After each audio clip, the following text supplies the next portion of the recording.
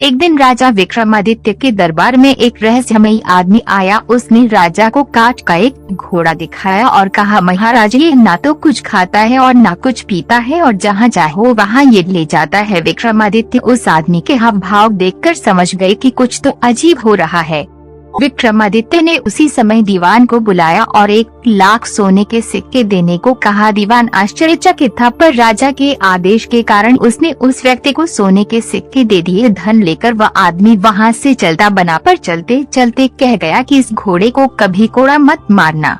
एक दिन विक्रमादित्य उस काठ के घोड़े पर बैठकर उसका निरीक्षण कर रहे थे। उन्हें उस आदमी की बात याद न रही और उस घोड़े को कोड़ा मार दिया। तभी अचानक ही वे काठ का घोड़ा विक्रमादित्य को आकाश में ले उड़ा और समुद्र पार ले जाकर घोड़े ने विक्रमादित्य को एक भयानक जंगल में गिरा दिया। होश संभाल कर विक्रमादित्य जब आगे बढ़े तो वे उस भयानक रहस्यमयी जंगल में खो गए। विक्रमादित्य 15 दिनों तक उस भयानक जंगल में भटकते रहे। भटकते भटकते उन्हें एक रहस्यमयी गुफा दिखाई दी। उन्होंने देखा कि गुफा के बाहर एक पेड़ है और 2 कुएं भी मौजूद है। पेड़ के ऊपर एक बंदरिया भी बैठी थी जो कभी नीचे आती तो कभी ऊपर चढ़ती। विक्रमादित्य छिपकर सब हाल देखने लगे। दोपहर होते ही एक तांत्रिक उस गुफा से बाहर आया और कुएं से पानी लिया और उस बंदरिया पर छिड़क दिया। तभी वह एक बहुत ही सुंदर स्त्री बन गई।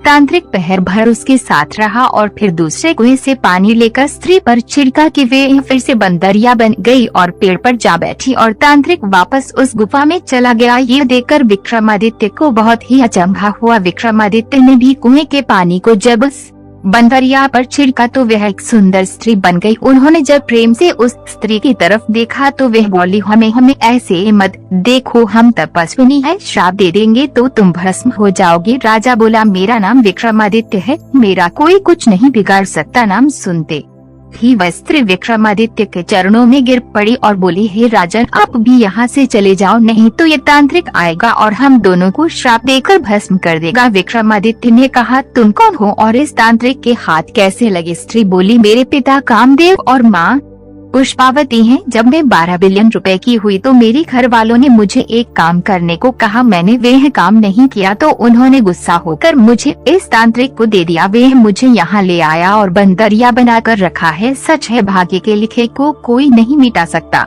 विक्रमादित्य ने कहा, तुम निश्चिंत रहो, मैं तुम्हें अपने साथ ले चलूंगा। तभी वह तांत्रिक वहाँ आ पहुँचा और स्त्री को विक्रमादित्य के साथ देखकर उसके क्रोध की सीमा न रही। विक्रमादित्य के पराक्रम से अनजान तांत्रिक ने अपने काले जादू के प्रभाव से नरभक्ष की सेना बुला ली और उन्हें आदेश दिया कि इस व्यक्ति के टुकड़े टुकड़े करे से नोच खाओ। नरभक्षी जैसे ही विक्रमादित्य की तरफ बढ़े तो विक्रमादित्य के क्रोध की सीमा न रही। वो अकेला योद्धा नरभक्षी की सेना पर टूट पड़ा और देखते ही देखते विक्रमादित्य ने उन सभी को मौत के घाट उतार दिया। एक अकेले योद्धा द्वारा इतनी खूंखार सेना का अंत होते देख तांत्रिक समझ गया कि ये कोई साधारण मानव नहीं है। विक्रमादित्य जैसे ही उस तांत्रिक की तरफ भागे तो वे अंतर ध्यान हो गया और वापस प्रकट होकर हंसने लगा। विक्रमादित्य समझ गए कि यह तांत्रिक मायावी है, इसे इस तरह काबू करना संभव न होगा। तभी विक्रमादित्य ने बेताल का आह्वान किया और बेताल प्रकट हो गया। पूरा घटनाक्रम जानकर बेताल ने कहा, हे राजन, आप निश्चिंत रहे, इस दुष्ट को तो मैं देखता हूँ। बेताल की शक्तियों के आगे तांत्रिक की शक्तियाँ धरी की धरी रह गई और वह विक्रमादित्य के पैरों में आ गिरा और माफी मांगने लगा। विक्रमादित्य ने तांत्रिक को पाताल लोक जाने का आदेश दिया और वह सकुशल उस स्त्री के साथ अपने राज्य लौट आए। रात के समय किले की छत पर विश्राम कर रहे राजा विक्रमादित्य को एक महिला की चीख सुनाई पड़ी। विक्रमादित्य तुरंत उठ खड़े हुए। महिला की पुकार सुनते ही विक्रमादित्य अपने घोड़े पर सवार होकर उसी दिशा में निकल पड़े। थोड़ी दूरी तय करने के पश्चात विक्रमादित्य ने देखा कि एक भयभीत महिला प्राण रक्षा हेतु चीखती चिल्लाती दौड़े जा रही है और उसके पीछे एक विशालकाय दैत्य पड़ा हुआ है। विक्रमादित्य को अपने समक्ष खड़ा देख महिला विक्रमादित्य के चरणों में गिर पड़ी और प्राण रक्षा हेतु गुहार लगाने लगी। विक्रमादित्य ने कहा, बहन, तुम राजा विक्रमादित्य की शरण में आई हो, मेरे रहते एक क्षति पहुंचाना तो दूर तुम्हारा कोई बाल भी बांका नहीं कर सकता। तभी राक्षस जोर से हंस पड़ा और बोला, मूर्ख, तू बचाएगा इसे? अगर अपनी जान की सलामती चाहता है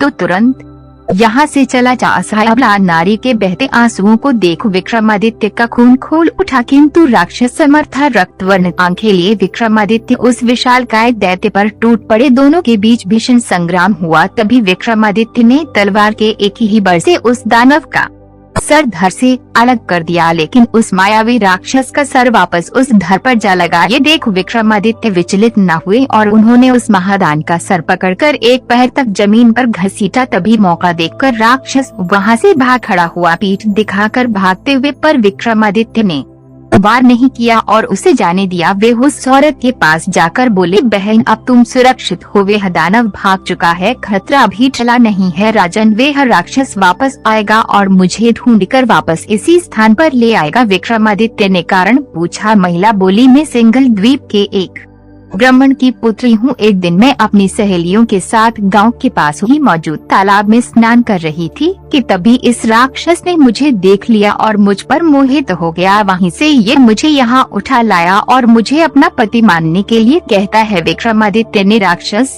के पुनः जीवित होने का राज पूछा। स्त्री बोली, इसके पेट में एक मोहिनी वास करती है जो मरते ही इसके मुंह में अमृत डाल देती है, इसी कारण ये जीवित हो जाता है। विक्रमादित्य ने कहा, सग है माँ भवानी की इस दैत्य का वध किए बिना मैं अपने महल में प्रवेश नहीं करूँगा।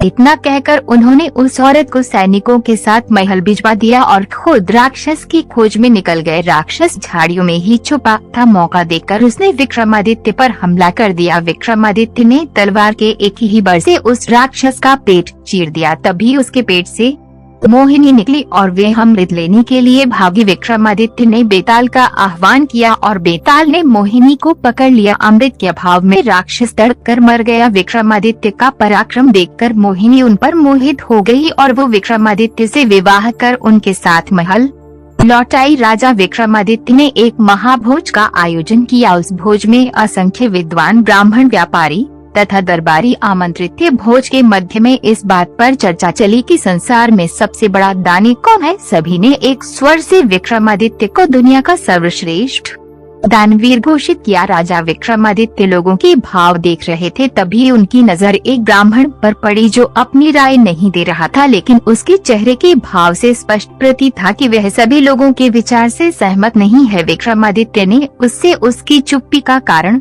पूछा तो वह डरते हुए बोला कि सबसे अलग राय देने पर कौन उसकी बात सुनेगा। विक्रमादित्य ने उसे निर्भय होकर अपनी बात कहने को कहा।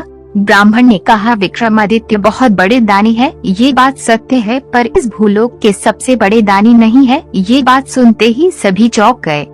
साधु ने कहा, समुद्र पार एक तक्षशिला नामक राज्य है जहाँ का राजा अधिरथ जब तक 1,00,000 स्वर्ण मुद्राएं प्रतिदिन दान नहीं करता तब तक वे हम जल ग्रहण नहीं करता है। अगर यह बात असत्य प्रमाणित होती है तो मैं कोई भी दंड पाने को तैयार हूँ। विक्रमादित्य ब्राह्मण की स्पष्ट बात से बहुत प्रसन्न हुए और उन्होंने उसे पारितोषिक देकर सादर विदा किया। ब्राह्मण के जाने के बाद विक्रमादित्य ने बेताल का स्मरण किया। जब बेताल उपस्थित हुआ तो विक्रमादित्य ने बेताल को समुद्र पार राजा अधिरथ के राज्य में पहुंचा देने को कहा। बेताल ने पलक झपकते ही उन्हें वहां पहुंचा दिया। अधिरथ के महल के द्वार पर पहुंचकर उन्होंने अपना परिचय उज्जैन के एक साधारण नागरिक के रूप में दिया तथा अधिरथ से मिलने की इच्छा जताई। द्वारपाल जब उन्हें राजा के पास लेकर गया तो राजा ने पूछा कि तुम कौन सा काम कर सकते हो। विक्रमादित्य ने कहा, जो कोई नहीं कर सकता वो काम मैं कर दिखाऊंगा। राजा ने विक्रमादित्य को द्वारपाल के रूप में नियुक्त कर दिया। विक्रमादित्य ने देखा कि राजा अधिरथ सच में प्रतिदिन 1,00,000 सोने की मुद्राएं दान में देता है। उन्होंने ये भी देखा कि राजा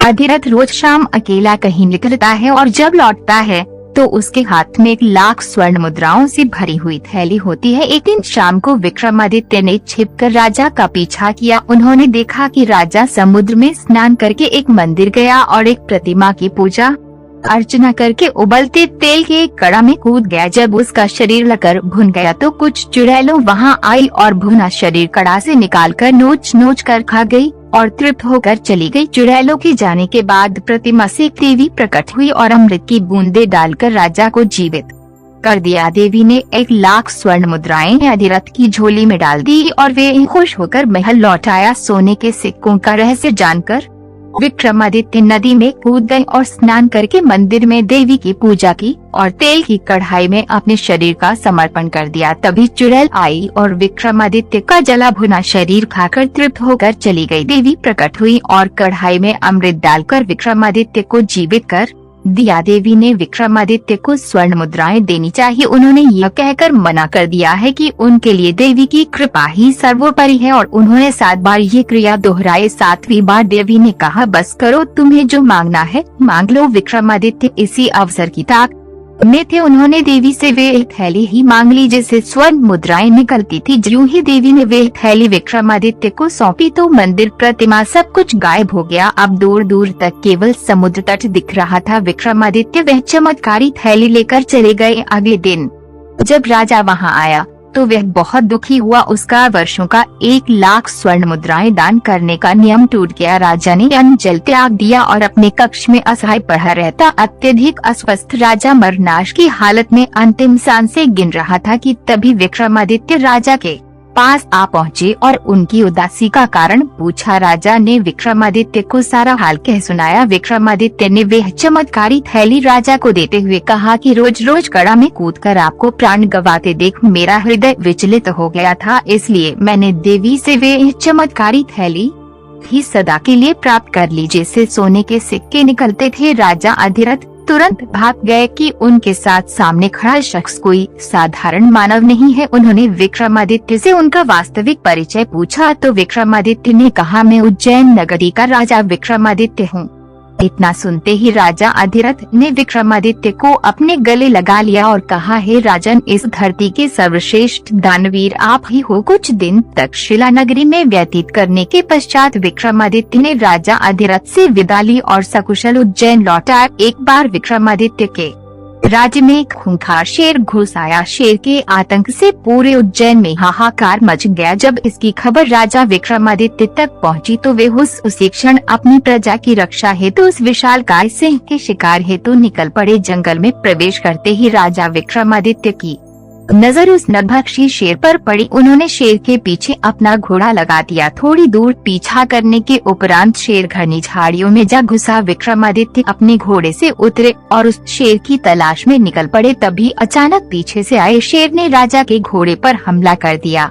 घायल घोड़ा दर्द से चिघाड़ नहीं लगा। विक्रमादित्य ने शेर की तरफ बढ़ते हुए तलवार के एक ही बल से उस विशालकाय शेर को धराशायी कर दिया। घायल शेर वहां से भाग खड़ा हुआ। घोड़े के घाव से बहता रक्त देख विक्रमादित्य उसे पास ही मौजूद एक नदी के तट पर ले आए, परंतु अत्यधिक रक्त बह जाने के कारण घोड़े ने दम तोड़ दिया। जंगल में अंधेरा बढ़ने लगा, इसलिए विक्रमादित्य ने आगे बढ़ना उचित नहीं समझा। वे पास में ही मौजूद एक वृक्ष के नीचे बैठ गए। तभी कुछ क्षणों बाद उन्होंने देखा कि नदी में कुछ हलचल हो रही है। नदी में तैरता हुआ एक शव आ रहा है और उस शव को एक तांत्रिक और एक बेताल ने पकड़ा हुआ है। दोनों आपस में झगड़ रहे हैं। वे दोनों झगड़ते झगड़ते किनारे आ पहुँचे। दोनों उस शव पर अपना अपना अधिकार जता रहे थे। तांत्रिक का कहना था कि ये शव उसने तंत्र साधना के लिए पकड़ा है और बेताल उस शव को खाकर अपनी भूख मिटाना चाहता था। दोनों में से कोई भी अपना दावा छोड़ने को तैयार नहीं था। विक्रमादित्य को सामने देखकर दोनों भागकर उनके पास आ पहुँचे और बोले, हे राजन, आप न्याय करो कि इस शव पर किसका हक है। विक्रमादित्य ने कहा, तुम दोनों को न्याय के लिए शुल्क अदा करना होगा। तांत्रिक ने उन्हें एक चमत्कारी बटवा दिया जिससे मांगने पर वे कुछ भी दे सकता था। बेताल ने उन्हें मोहिनी काष्ठ का टुकड़ा दिया जिसका चंदन घिसकर अदृश्य हुआ जा सकता था। विक्रमादित्य ने बेताल को भूख मिटाने के लिए अपना मृत घोड़ा दे दिया और तांत्रिक को तंत्र साधना के लिए शव। इस न्याय से दोनों बहुत खुश हुए और संतुष्ट होकर चले गए। रात गिर आई थी और विक्रमादित्य को जोरों की भूख लगी। उन्होंने बटुए से भोजन मांगा। तरह तरह के व्यंजन उपस्थित हुए और उन्होंने अपनी भूख मिटाकर मोहिनी काष्ठ के टुकड़े को घिसकर अदृश्य हो गए। अब उन्हें किसी भी हिंसक वन्य जंतु से खतरा नहीं रहा। अगली सुबह उन्होंने बेताल का स्मरण किया और अपने राज्य की सीमा पर पहुंच गए। उन्हें महल के रास्ते में एक भिखारी मिला जो भूखा था। विक्रमादित्य ने बिना कुछ सोचे तुरंत वह चमत्कारी बटुआ उसे दे दिया ताकि जिंदगी भर उसे भोजन की कमी न हो। अपने ही सर को काटकर विक्रमादित्य ने क्यों फेंक दिया और फिर क्या हुआ, एक बार विक्रमादित्य अपने राज्य के भ्रमण पर निकले थे कि तभी उन्हें एक झोपड़ी से कुछ आवाज सुनाई दी। जब उन्होंने ध्यान लगाकर सुना तो एक औरत अपने पति को राजा से सब साफ साफ बताने को कह रही थी और उसका पति कह रहा था कि अपने स्वार्थ के लिए वह महान राजा के प्राण संकट में नहीं डाल सकता। विक्रमादित्य समझ गए कि उनकी समस्या से उनका कुछ संबंध है। उन्होंने द्वार खटखटाया तो एक ब्राह्मण दंपत्ति ने दरवाजा खोला। विक्रमादित्य को अपने सामने खड़ा देख वे थर-थर कांपने लगे। विक्रमादित्य ने निर्भय होकर उन्हें सब कुछ स्पष्ट बताने को कहा तो ब्राह्मण ने कहा, महाराज, शादी के 12 साल बाद भी हमने संतान है। इन 12 सालों में संतान के लिए उन्होंने काफी यत्न किए पर कुछ न हुआ। कुछ दिन पहले मेरी पत्नी ने एक स्वप्न देखा। स्वप्न में एक देवी ने आकर बताया कि यहाँ से 30 कोस दूर पूर्व दिशा में एक घना जंगल है जहाँ कुछ साधु सन्यासी शिव की स्तुति कर रहे हैं। शिव को प्रसन्न करने हेतु वे हवन कुंड में अपने अंग काट कर डाल रहे हैं। देवी ने कहा था कि अगर राजा विक्रमादित्य उस हवन कुंड में अपने अंग काट कर फेंके तो शिव प्रसन्न होकर उनसे उनकी इच्छा के बारे में पूछेंगे तो वे शिव से तुम्हारे लिए संतान की मांग कर सकते हैं। इतना सुनते ही विक्रमादित्य ने बेताल का आह्वान किया और हवन स्थल पर जा पहुँचे। वहाँ पर सचमुच साधु अंगों को काटकर अग्निकुंड में फेंक रहे थे। विक्रमादित्य भी उन्हीं की तरह अपने अंग काटकर अग्नि को अर्पित करने लगे। जब विक्रम सहित वे सारे जलकर राख हो गए तो एक शिव गण वहाँ पहुँचा तथा सारे तपस्वी को अमृत डालकर जिंदा कर दिया, मगर भूल से विक्रम को छोड़ दिया। सारे तपस्वी जिंदा हुए तो उन्होंने राख हुए विक्रम को देखा। सभी तपस्वी ने मिलकर शिव की स्तुति की तथा उनसे विक्रम को जीवित करने की प्रार्थना करने लगे। भगवान शिव विक्रमादित्य के परोपकार तथा त्याग की भावना से काफी प्रसन्न हुए और उन्हें जीवित करके उनकी प्रार्थना स्वीकार कर ली। कुछ दिनों बाद ब्राह्मण दंपत्ति को पुत्र प्राप्ति हुई। कहानी अच्छी लगी तो कमेंट में जय श्री कृष्ण जरूर लिखें। मित्रों, स्वागत है आपका अपने चैनल अजीत स्टडी बलिया 3 नटरिंगा।